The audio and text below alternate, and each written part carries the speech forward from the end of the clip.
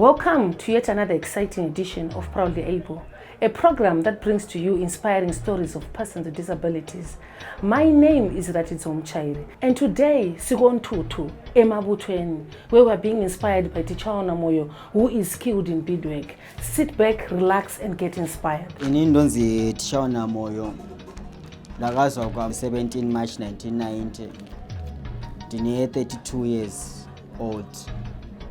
Ndine disability inonzi Spina Bifida. Tichaona ngambeletha ehamba ele spinal cord emhlane. Wahlala uTichaona engumuntu lwana ozichiyayo engakwanisa ukuzicontrola ukuthi ehambe etoilet. Ngahlala laye waze wayakhipha spinal cord lesane isase emhlane wakhe lapha. Tichaona was raised by his mother after his father deserted here for bearing a child with a disability. Pandakazvagwa mukorera 1990 ndakawa kuti ndakawana kuna mai chinzi baba vati izvoni kumba kwabva kuna mwana akaremara. Ndobva ndakarerwa namai baba handina kumbobvira ndavaona. Up to nhasi handina kumbobvira ndavaona. Kuzoti kucommunity handina machallenges navo because ndiri munhu anogara fara nevamwe. Tichaona impilo iphilayo ngiyibona inzima imnandi lami engiphila inzima kodwa Tichaona ngibona kunzima kakhulu.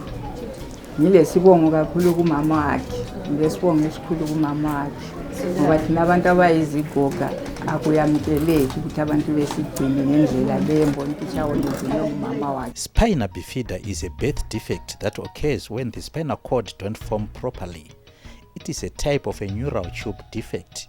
Sometimes, and depending on the type, it may cause problems with the bladder and bowel movement. Tichaona cannot control bowel movement without the help of tubes. Pa disability papapo ndinoshandisa ma-tubes. Pane ma-tubes andinoshandisa ekuenda nawo ku-toilet almost every day of my life.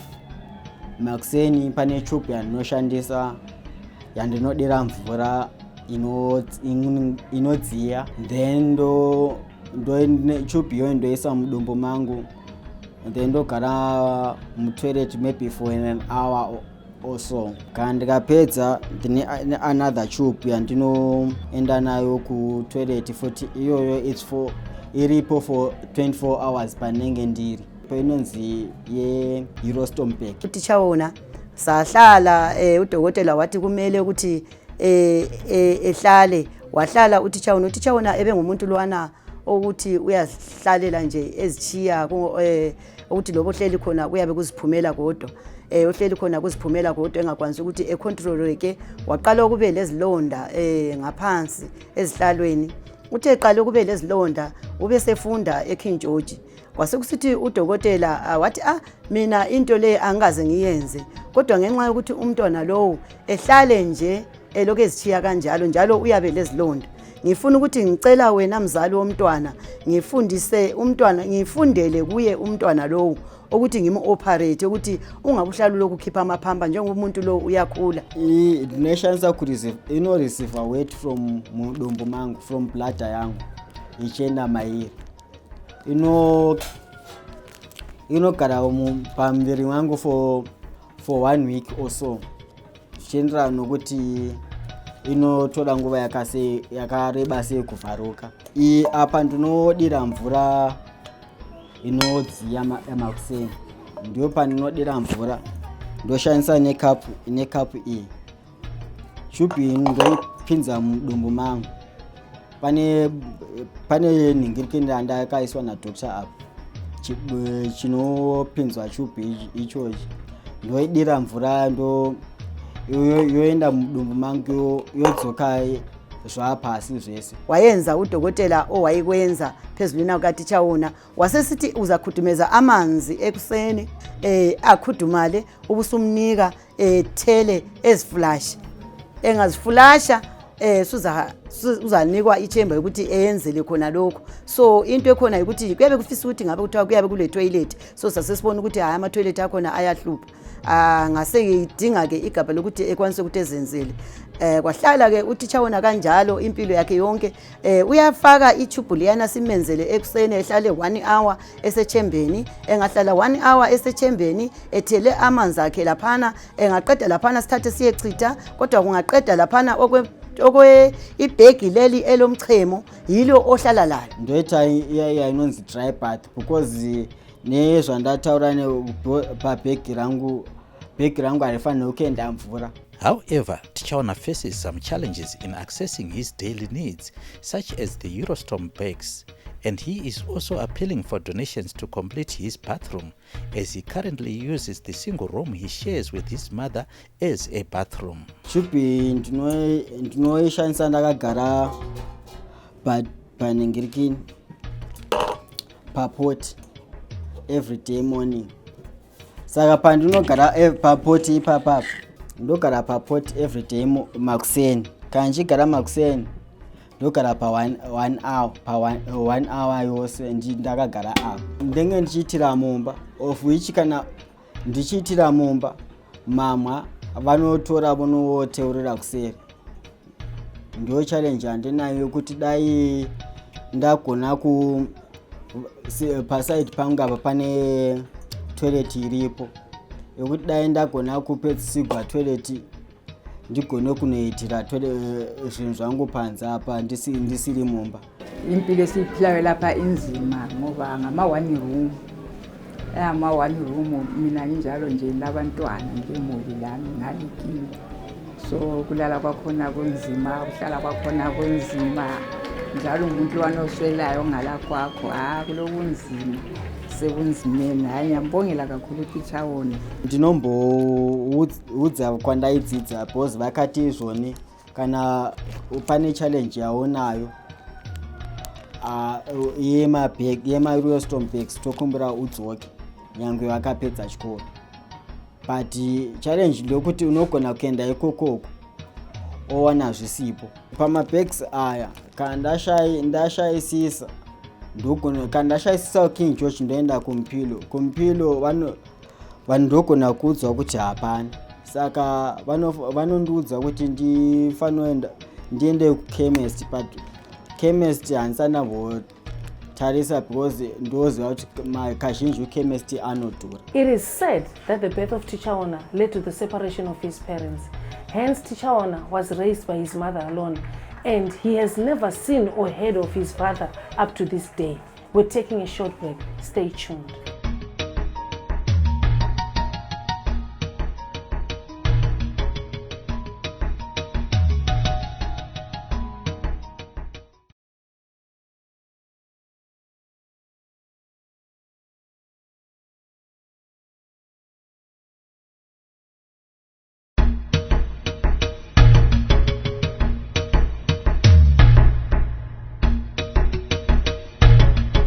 Welcome back to our second segment of Proudly Able. Tichaona, like any other child, got an opportunity to go to school. After writing his grade 7 examinations, he did not come out well. Hence, he realized he was not academically gifted. He then decided to pursue a career in beadwork. Ndakadzidza kuKing George the 6th yemunombla wayo, ndikazodzidza futi kuJairos chiri but handina kuzopedza hangu chikoro nenyaya yemachallenges emadisability. Ndakadzidza kuKing George from 1997 up to 2009 ndo pandakatangira kuita zvemabeads kuKing George. By then handina paipapo ndaidzidziswa mabasic hangu zvokuti veedze kudiscover talent rangu kuti riri papi. Grade 7 yangu haina kuzobuda musha, ndobva vadiscover kuti zvinani tiendese kunonzi kuspecial class. By that time taidzidziswa namumwe teacher ainzi Mr. Ndlovu. Aitidzidzisa mabasic ese emapractical kusanganisa maybe agriculture neart yaya inonzi batik nemasubject ose academic afana namaths English. Saka ndo pandakatanga kuratidzwa nezvemabeads, ndobva ndazvifarira ndikati ndikaenda kugardening uko nechallenge yandinayo ndogona kuguhwa musana and so forth. Ndobva ndati zvina nditore practical yangu yebeadwork ndogona kuzoshandisa kana ndabuda chikoro, because pabeadwork chero papi ndogona kuita chero nguvai as long pane sunlight. Mina ngaye ngithunga ama-bags ama-beads, so wasesiba le interest, wasefuna ukuthi lami ngimfundise ukuthi ngithunga njani ama-bags lawa, and then ngamfundisa, ngabona ukuthi ule interest futhi uyaphangisa ukufunda because ngulwana umuntu osebenzisa izandla zakhe. Although Tichaona's mother was left to look after Tichaona on her own, she managed to send him to King George VI School for his education, and this is where he learned beadwork. After leaving school, Tichaona continued perfecting his beading skills. Pandakadiscover kuti ndogona kuita zvemabeads, ndakati pandakabuda kuKing George makore 2009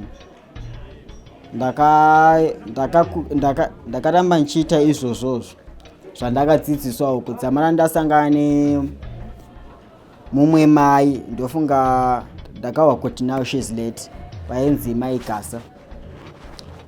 Mai vavo vaindidzidzisa kugadzira manecklaces emanhingirikini, ema-earrings etc. Ungoti challenge, ungoti nyaya yemari handichagona kwaita, pandogona kwaita manecklace fanika aya anoitwa kumaZulu cultures. Waphangisa ukuthi afunde ukubamba ukwenza amalokhuzela ama-bags, aqalisa nge-small bag okuyi-purse, and then kube sokusiza i-sling bag, sokusiza i-handbag, kulama sizes nje achiyeneyo ayabe wathunga, but wafunda wonke. Tichaona is able to make handbags, necklaces, earrings, keyrings, waist belts, and he has the potential to grow his business. Bhegi randinogadzira, kana ndichirigadzira for ini ndotora maybe for 2 days. Bhegi ndoritenga riri bhegi rakadaro, ina iri mukati ndiyo ndinotenga iri bhegi yakadaro, and then changu kudesigna nengirike beading yangu iri panze, and then nokuribatanidza kuti rive bhegi. Rimwe racho iri ndinoritenga futi kutown. Ndio ma-key holders acho. Ma-key holders acho ndinotora ma-beads anenge asara pamabhegi, ndiyo andinobatanidza ndoita ma-necklaces, ma-key holders aya. Barabe sesiba inkinga yayisisiba khona challenge, wayeshota ama-beads ukuthi ayenelise ukuthi afunde okunye, but umama wakhe struggle ukuthi athole those beads ukuze ayenelise ukuthi afunde konke. Ndakangoona achisona mabhegi ake ndikarifarira nokuti bhegi rakatonaka chero muchiriona ibhegi rine shine, ndakangorifarirawo chibva ndatenga kwari nokuti rakasimba, harisi bhegi rinokasira kudambuka. Tichaona has incorporated his friend who now helps him in professionalizing his operations, although the lack of resources is drawing them back. Usually when it comes to matters to do with drawing business plans, there are certain times where he approaches benefactors who will need him to draw up a business plan. That's where I usually come in. We also try to come up with different marketing strategies that he can be able to incorporate in selling his beadworks. So as we have already seen that he does a lot of beadworks. He does bags. He also does necklaces and key holders. There is a great need for him to have a company that is supposed to be registered. Tichaona is committed to his beading work, and he produces beautiful and durable bags to such an extent that he has no complaints and returns from his customers. Mabhegi angu ndinosona aya hansandambonzwa munhu anouya achiti pane problem yandaona. Munhu anowatenga kwandiri neprice. For instance, iri ndiri kutengesa 30 aripo eriseritu ndokumatengesa $30. Hapana nhingiri, ndingati hapana paunganzwa kuti ravhisika mapizza.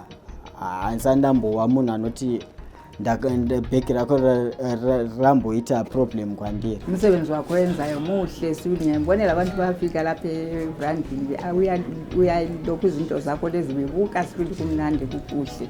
So simfisela ukuthi ngawuya phambili umntanethu ingani uyathola indawo ekhululekileyo evlekileyo ukuthi eneliselayo ukusebenza umsebenzi wakhe uye phambili.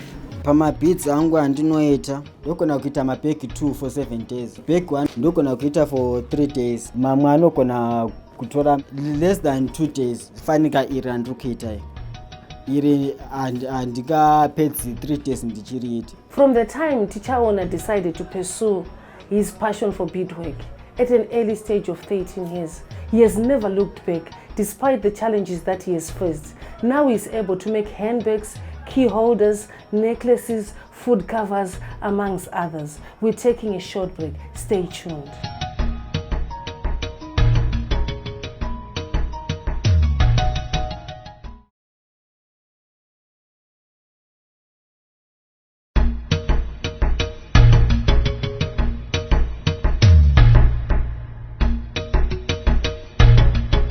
Welcome back to our third and final segment of Proudly Able, and we are still in Kontutu, Ep10, with Tichaona Moyo, who is skilled in beadwork.